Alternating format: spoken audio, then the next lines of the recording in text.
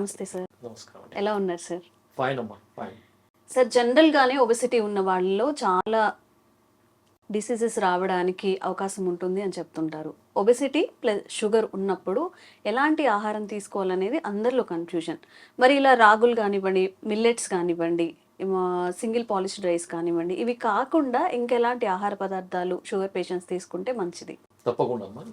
ఇప్పుడు మామూలుగా ఆయుర్వేదంలో ఏమిటంటే స్థూల ప్రమేహి, కృష ప్రమేహి అని రెండు రకాలుగా చెప్తారు అనమాట. స్థూల ప్రమేహి అంటే ఒబేస్ డయాబెటీస్.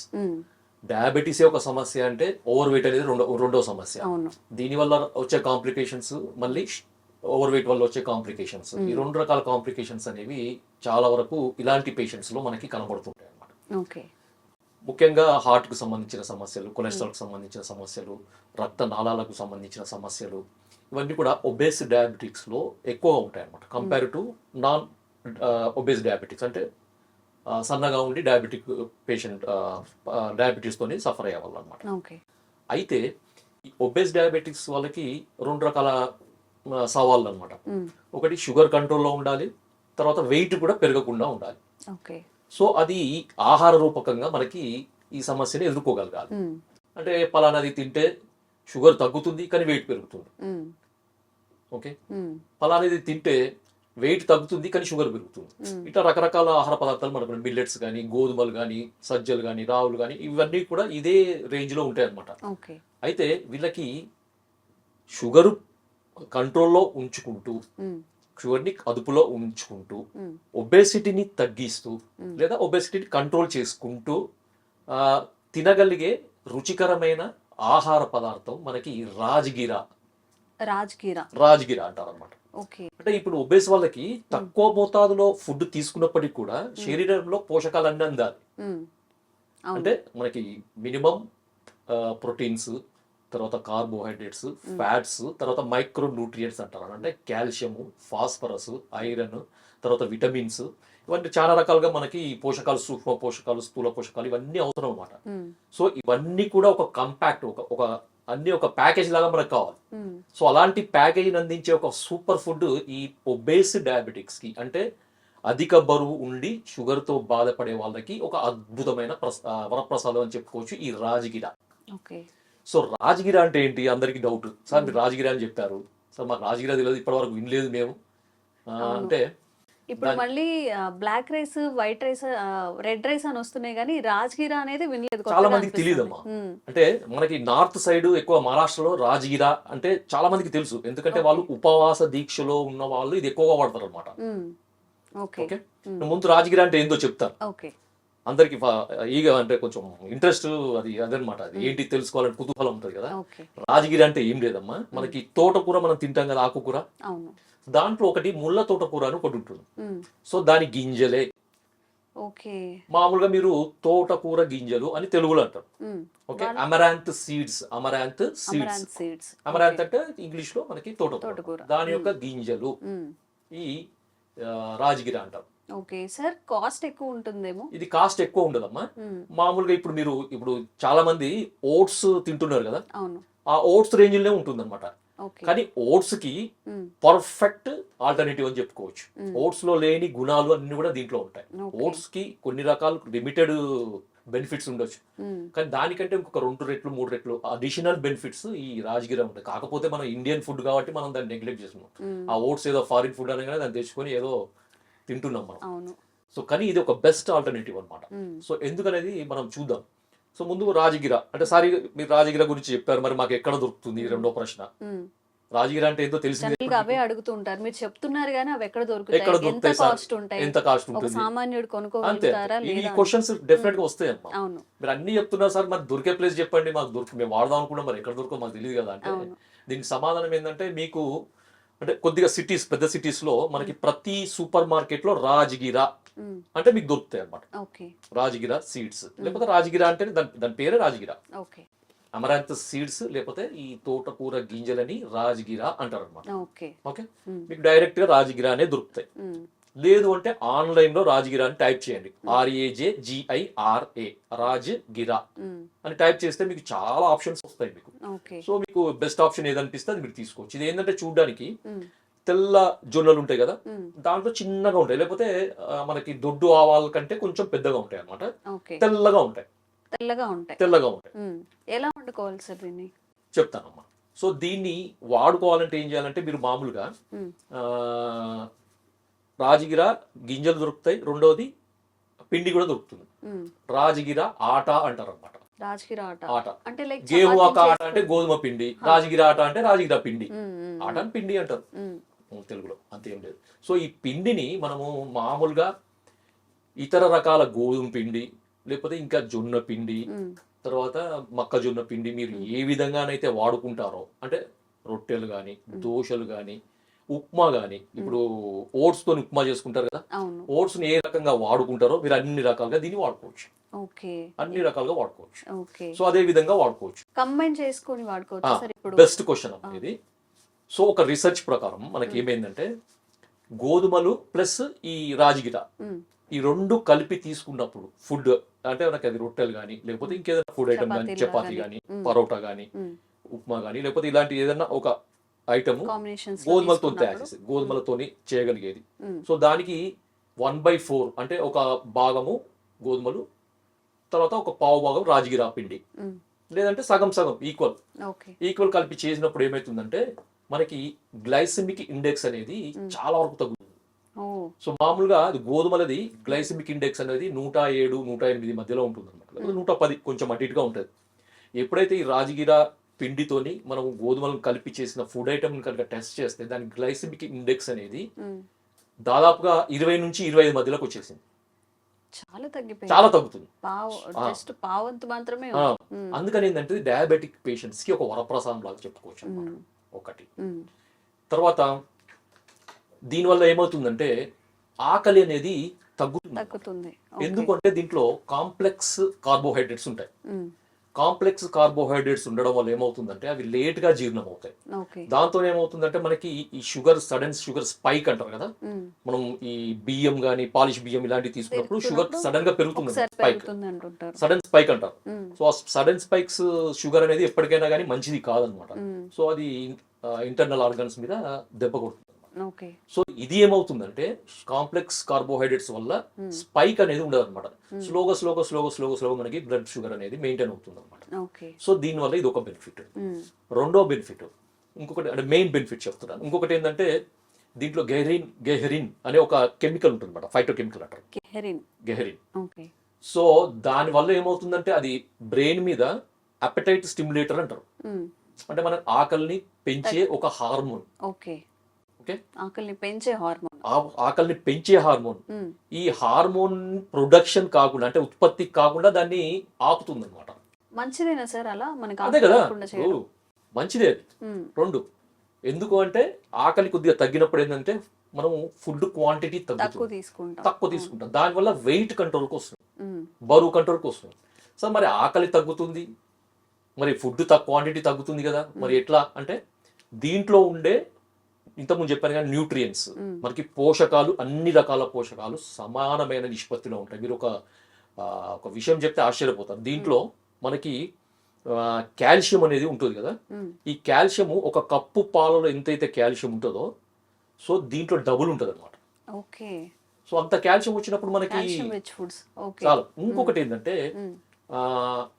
వైటమిన్ సి అనేది, వైటమిన్ సి అనేది మామూలుగా మీకు వేరే ఎటువంటి మిల్లెట్స్ లో ఉండదు. తృణధాన్యాలు కానీ, గోధుమలు కానీ, లేకపోతే జొన్నలు, రాగులు, మ్మ్. మనకి తర్వాత బియ్యం, గోధుమలు, ఇట్లా దేంట్లో కూడా వైటమిన్ సి అనేది ఉండదు. ఉండదు. ఓకే. వైటమిన్ సి ఉండే ఒకే ఒక గ్రెయిన్ మ్మ్. మ్మ్. వైటమిన్ సి కూడా ఉంటుంది, కాల్షియం కాల్షియం ఉంటుంది, ఫాస్ఫరస్ ఉంటుంది, తర్వాత ఐరన్ ఉంటుంది, ఫోలిక్ యాసిడ్ ఉంటుంది, తర్వాత ఏడిఈ, 3 రకాల విటమిన్స్ ఉంటాయి. ఓకే. ఒక్క ఆహార పదార్థం ఒక్క ఆహార తీసుకుంటే పదార్థాన్ని ఇన్ని మనం పోషక చేసుకుంటే విలువలు. మనకి పోషకాల విలువకు ఉంటాయి, మ్మ్. వెయిట్ కంట్రోల్లో ఉంటుంది. తర్వాత షుగర్ వాళ్ళకి ఎటువంటి ఇబ్బంది ఉండదు, వాళ్ళకు కూడా షుగర్ కూడా కంట్రోల్ ఉండడానికి అవకాశం ఉంది. మ్మ్. తర్వాత ఇంకొకటి ఏంటంటే జీర్ణ శక్తి కూడా ఇంప్రూవ్ అవుతుంది అనమాట. ఓకే. కొంతమంది డయాబెటిక్ పేషెంట్స్ కానీ, నాన్ డయాబెటిక్ పేషెంట్స్ కానీ మ్మ్. జీర్ణ శక్తి అనేది కొంచెం తగ్గుతుంది. ఓకే. సో వాళ్ళకి జీర్ణ శక్తి పెరుగుతుంది, ప్లస్ ఒకటి మలబద్ధత సమస్య కూడా పోతుంది అనమాట. ఎందుకంటే దీంట్లో మనకి ఫైబర్ కంటెంట్ కూడా ఉంటుంది అనమాట. 100 grams లో 2 grams ఫైబర్ ఉంటుంది. మ్మ్. 100 grams అంటే ఒక కప్పు అట్లా తీసుకోండి, మ్మ్. దాంట్లో 2 grams మనకి ఇది ఉంటుంది. ఓకే. ఇంకొక బెనిఫిట్ తర్వాత ఈ కొంచెం ఏజ్ దాటిన వాళ్ళకి అంటే ఒక 60 దాటిన డయాబెటిక్ పేషెంట్స్ కానీ నాన్ డయాబెటిక్ పేషెంట్స్ కానీ ఒబేస్ కానీ నాన్ ఒబేస్ వాళ్ళకి కానీ సో ఆస్టియోపోరోసిస్ అనే ఒక సమస్య వస్తుంది అంటే మనకి ఎముకలలో మినరల్ కాల్షియం ఫాస్ఫరస్ బోన్ లో ఉండే అది రిజార్ప్షన్ జరుగుతుంది అనమాట. అంటే రంధ్రాలు పడడం అంటే వీక్ కావడం ఆస్టియోపోరోసిస్ ఎముకలు వీక్ కావడం బలహీనం కావడం అంటే చాక్ పీస్ అయితే ఎట్లా ఉంటుందో అంత బలహీనంగా తయారవుతుంది అన్నమాట.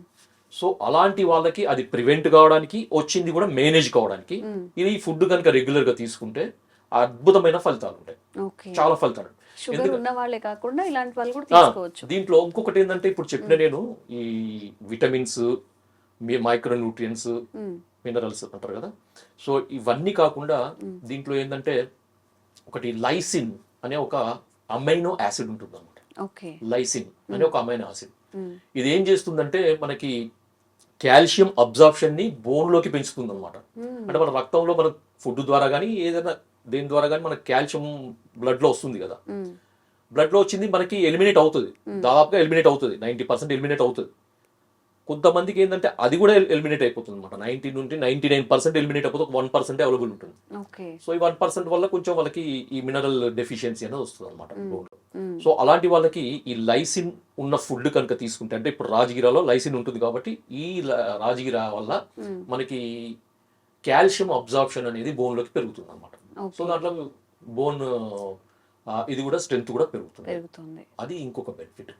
తర్వాత ఇంతకుముందు మనం మాట్లాడుకున్నాం కదా, ఈ ఒబేస్ డయాబెటిక్ పేషెంట్స్ లో మనకి హార్ట్ కు సంబంధించిన ప్రాబ్లమ్స్ వస్తాయి.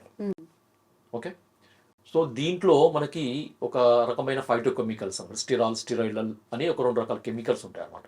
ఇవి ఏం చేస్తాయి అంటే మనకి కొలెస్ట్రాల్ ని కూడా కట్ ఆఫ్ చేస్తాయి, తగ్గిస్తాయి అన్నమాట.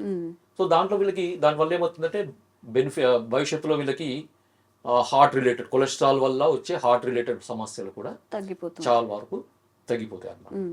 సో దీంట్లో ఇంకొకటి ఏంటంటే ఇది చాలా మందికి గ్లూటిన్ రెసిస్టెన్స్ అని దొరుకుతుంది, గ్లూటిన్ ఇంటాలరెన్స్ అని ఒకటి ఉంటుంది. సో చాలా మంది గోధుమలలో గ్లూటిన్ ఉంటుంది, సో గోధుమలు పడవు. సో దీంట్లో గ్లూటిన్ అనేది ఉండదు అనమాట, అసలు ఉండదు.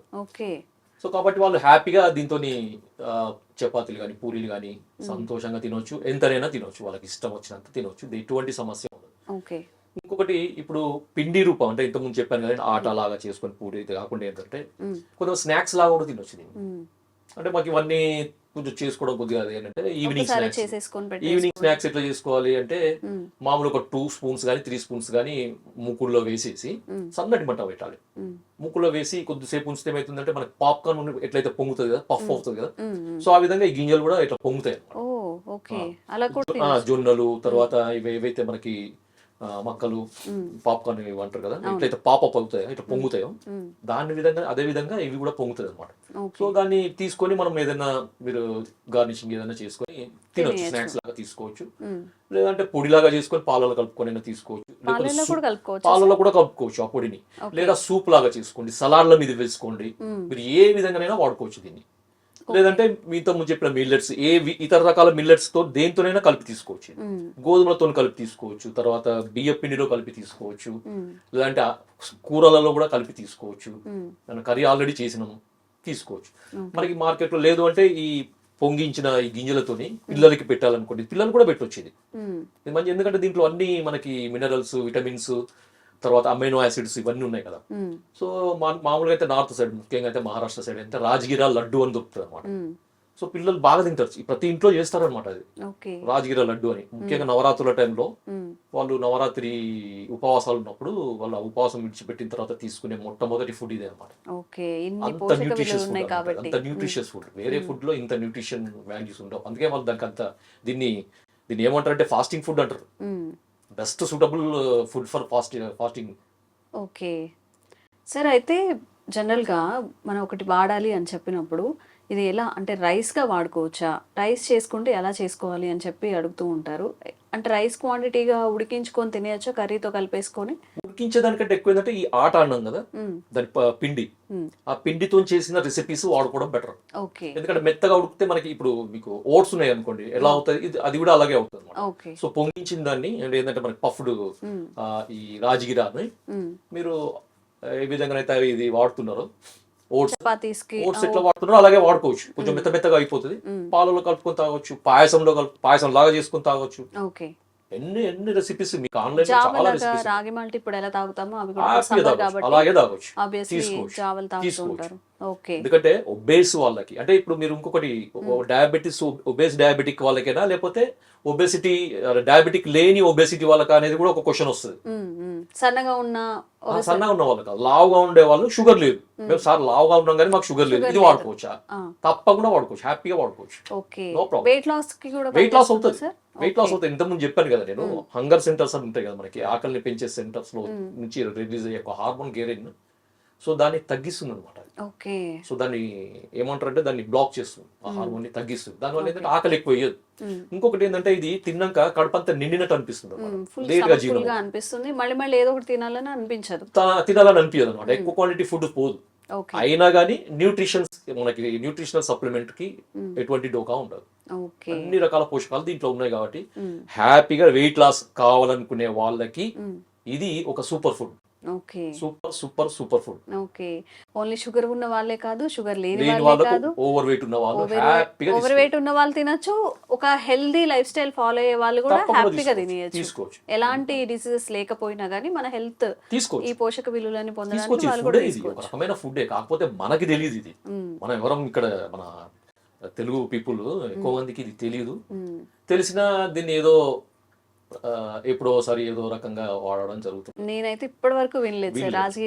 రాజగిర చిక్కీ అని కూడా దొరుకుతాయి, మనం ఏదైతే పల్లి చిక్కీ, నువ్వుల చిక్కీ దొరుకుతాయో రాజగిర చిక్కీ అని కూడా దొరుకుతాయి. అసలు తోటకూర తింటేనే చాలా పోషక విలువలు వస్తాయి, వీక్లీ ట్వైస్ అయినా తినండి అని చెప్తుంటారు. దాని సీడ్స్ ని మనం ఎన్ని ప్రయోజనాలు వస్తాయి ఉపయోగించుకోవచ్చు అంటే హ్యాపీగా మీరు అనవసరంగా ఎక్కువ డబ్బు పెట్టి ఆ ఓట్స్ గీట్స్ అన్ని తినే బదులు మన ఇండియన్ ఫుడ్ మనకి ఒకటమ్మా సింపుల్ ఏంటంటే ఆయుర్వేదం ఏం చెప్తుందంటే ఎవరికి ఏ దేశంలో పెరిగే ఫుడ్ ఏది ఉందో వాళ్ళకి అది అనుకూలంగా ఉంటుందని చెప్పారు. ఓకే. ఇప్పుడు మన లోకల్ ఏరియాలో, మన తెలంగాణ ఆంధ్ర ఏరియాలో ఏదైతే ఫుడ్ ఐటమ్ మనకి అవైలబుల్ పెరుగుతుందో అది ఇక్కడ వాళ్ళకి సూట్ అవుతుంది. ఓకే. ఆ ఓట్స్ ఎక్కడి మన విదేశాల్లో, అది వాళ్ళకి సూట్ అవుతుంది. అవును. ఓకే. మనకు సూట్ అవుతుందని కాదు, కానీ దాని వల్ల వచ్చే బెనిఫిట్ పెద్దగా ఏమి ఉండదు. అందరు ఏదో ఓట్స్ అని ఇట్లా మీద పడి తింటా ఉంటారు. మనం అటుకులతో రీప్లేస్ చేసుకోవచ్చు అమ్మా, హ్యాపీగా చేసుకోవచ్చు. ఏ మురుమురాలు అటుకులు అన్నిటితో మనం రీప్లేస్ చేసుకొని తీసుకోవచ్చు హ్యాపీగా, ఏం సమస్య ఉండదు.